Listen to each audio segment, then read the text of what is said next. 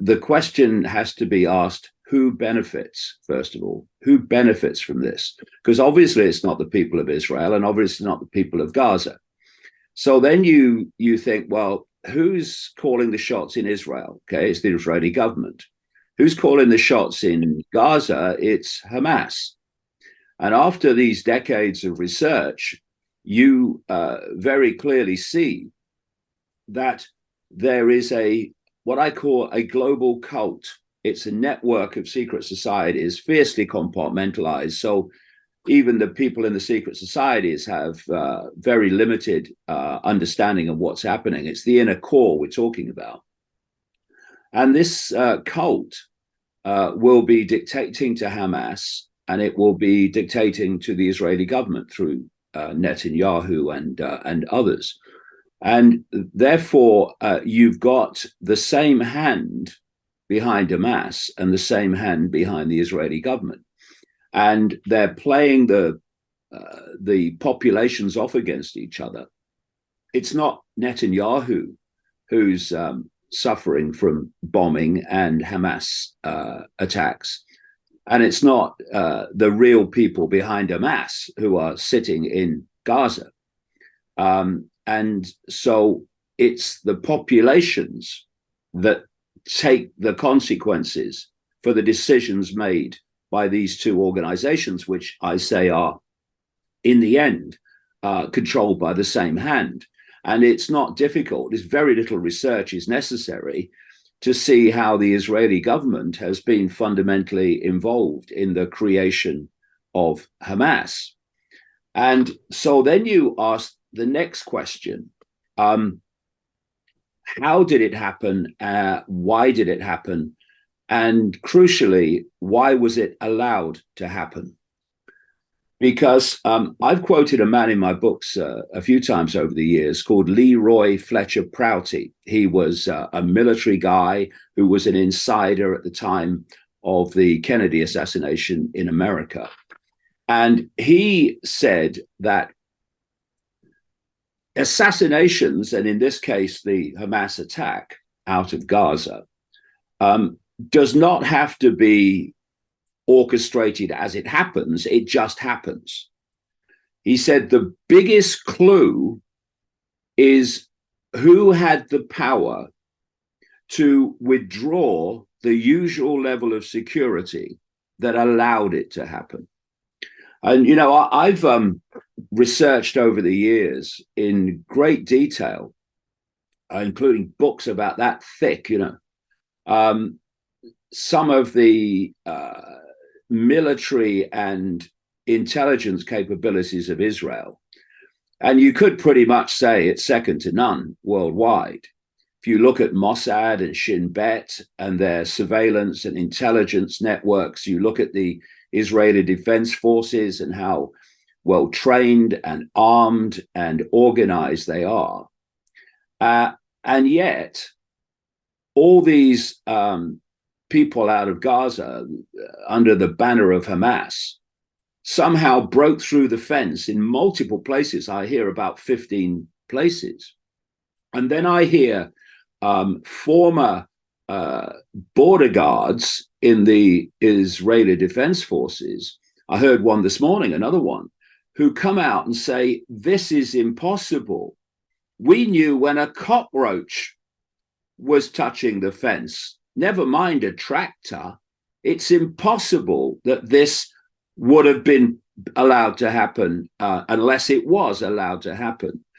And I think, you know, from what I understand from people in Israel who are asking these questions, is they're not very popular with the mainstream media there, and they're not very popular, obviously, with the government agencies, because they are asking questions about the very core point in all this, from which everything else comes, which is how does this phenomenally trained, armed, and organized army and intelligence network, allow this these attacks to happen, extraordinary brutality, and secondly, so we're told this has been organized for about a year. Well, the idea, as people who've worked in Israeli intelligence are saying, that Mossad, Shin Bet, the Israeli Defense Forces would not have had any idea that something was afoot if it was organized over a year is absolutely ridiculous. It's simply not possible. And then, from what I understand, there were movements of troops from the border to other areas at the time this happened. And when I hear the Israeli government say this is our 9/11, well, there are true implications in that, in this sense. I have researched 9/11 to the nth degree. Again, big detailed books like The Trigger. And what happened on 9/11 is that virtually, if not all, the normal protection and reaction systems of the American military and the American intelligence community were not there. They just didn't happen.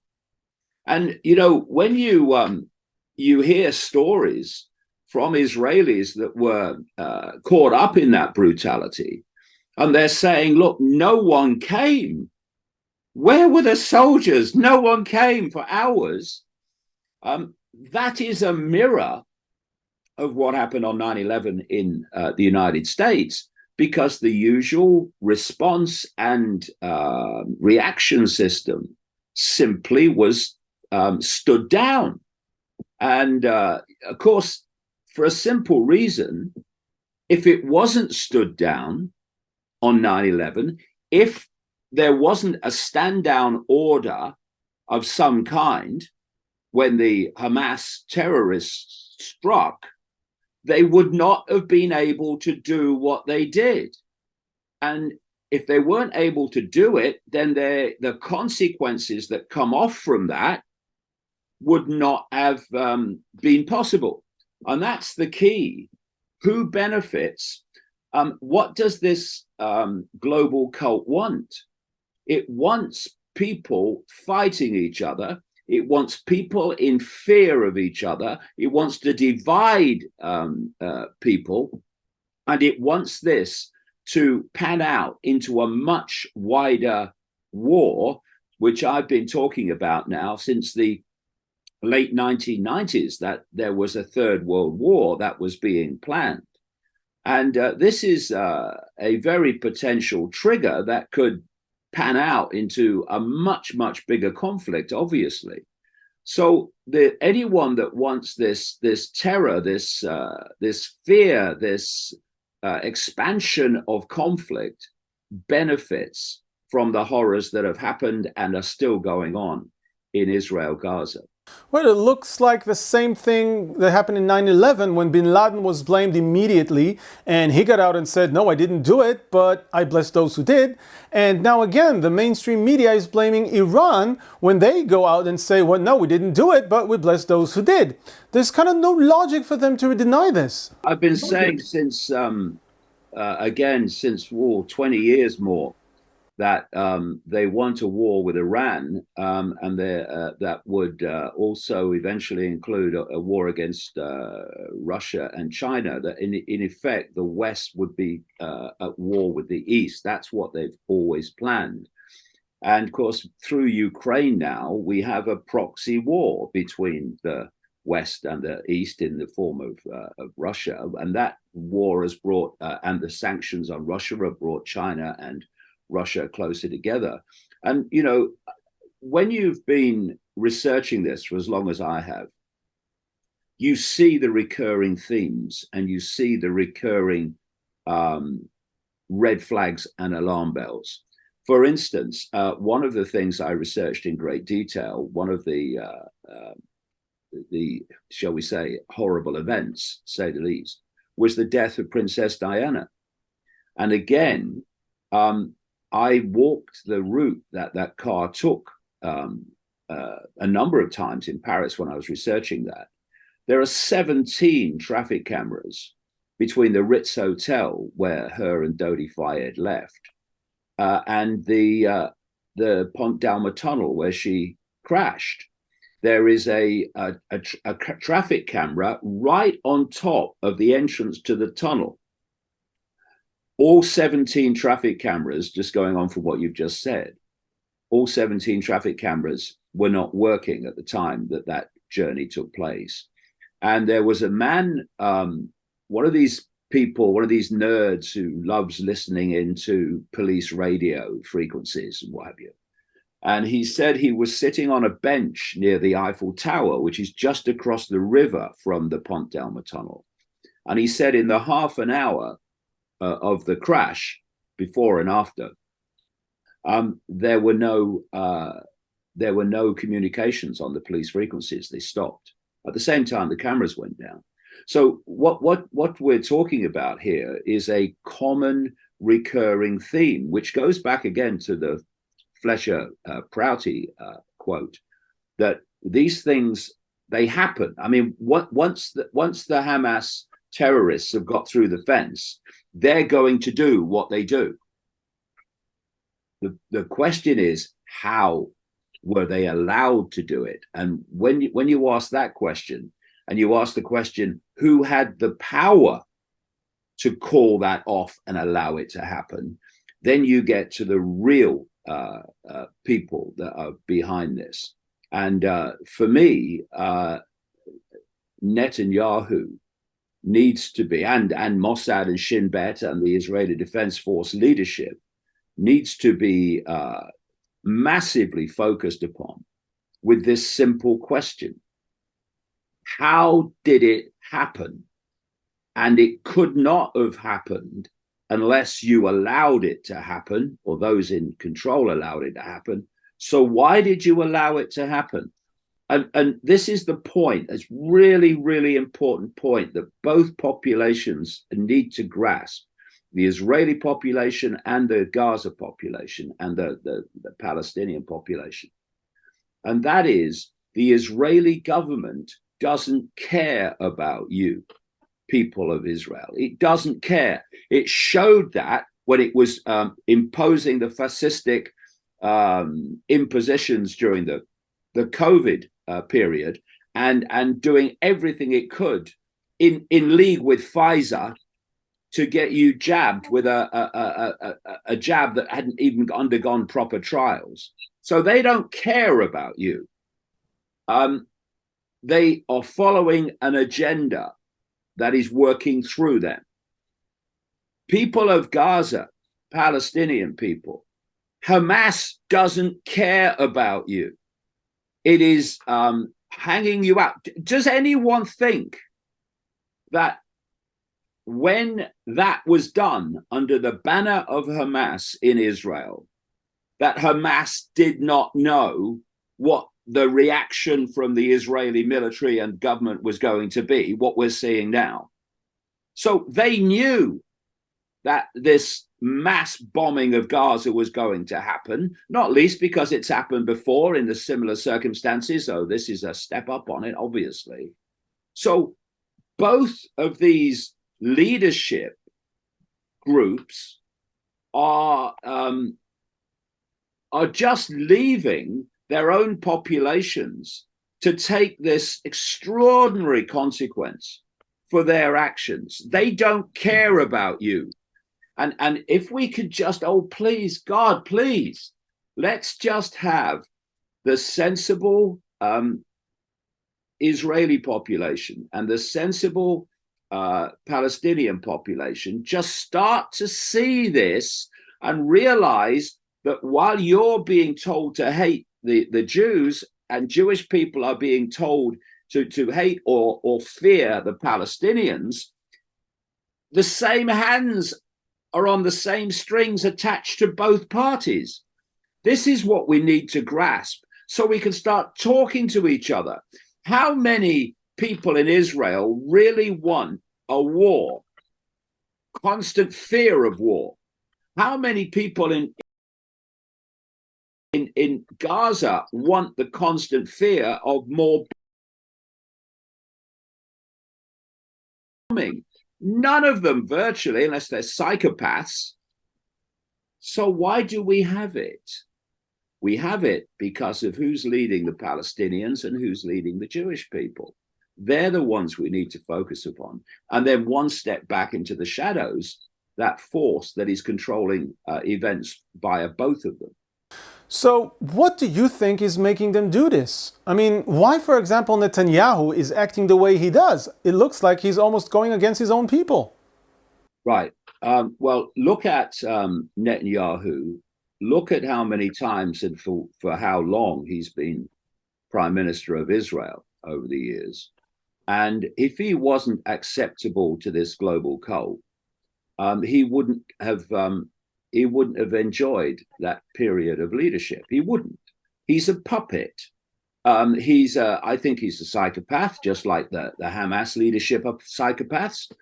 But he's a puppet, and the Hamas leadership will be puppets as well. And you look at people like Silicon Valley. I mean, the cult created Silicon Valley. It owns the global media. It owns the World Health Organization, through which the COVID hoax was played out. It was created by the Rockefeller family, a big cult family, in 1948, so that they would have control, which is where they're going fast now, and they had it during COVID. They have control of world health policy from under one roof. This is what they want to do. They see the more you centralize power, the more power you have, first of all, to centralize even quicker, which is why the global centralization of power has got faster and faster. But the more you centralize power, the fewer people have more power over the lives of more and more and more and more. This is why they want to centralize power on a global level.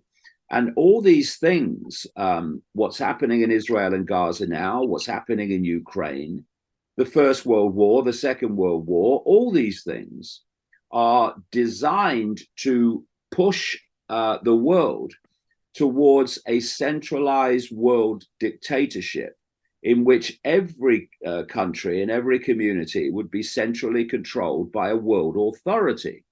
And I've been writing about this now since the early 1990s, and now they're openly talking about it. You have world summit conferences, and they're pushing for this centralization of power. Why? Because that means that a tiny few people at the center of this global network will be dictating to the lives of everybody on planet Earth, and they'll do it via artificial intelligence. That's why artificial intelligence technology is taking over everything, because what they want is a digital concentration camp, one in which you can't do anything if AI decides you can't do it.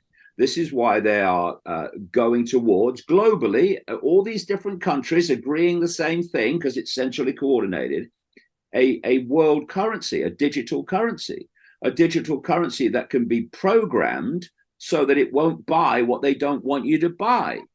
And through that system of cameras and limits to how far you can go from your own home, what they're calling 15-minute cities, if you try to breach that digital wall, then the fine will be taken out of your bank account immediately via this digital currency.